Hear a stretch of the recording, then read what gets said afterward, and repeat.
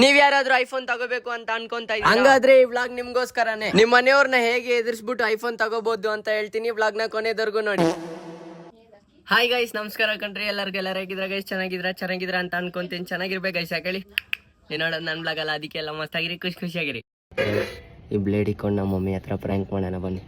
Mummy, ನನಗೆ iPhone ಈಸ್ಕೊಡ್ತೀಯ ಇಲ್ಲ? IPhone ಈಸ್ಕೊಡ್ತೀಯ ಇಲ್ಲ? ಈಸ್ಕೊಡ್ತೀಯ ಇಲ್ಲ? ಕೈ ಕುಯ್ಕೊಂಡು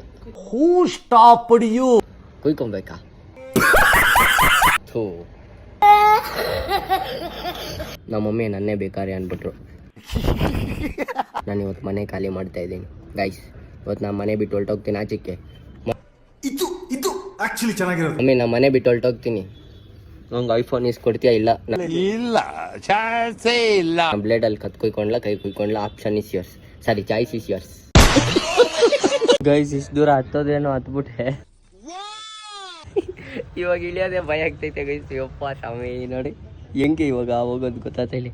ಇರೋ ಒಂದು ಕೆಲಸ ಮಾಡೋಣ, ಆಂಬುಲೆನ್ಸಿಗೆ ಫೋನ್ ಮಾಡೋಣ, ನಮಗೆ ಬಂದು ಕರ್ಕೊಂಡು ಹೋಗ್ಬಿಡ್ತಾರೆ. ಜನ್ಮಕ್ಕೆ ಹೋಗೋ.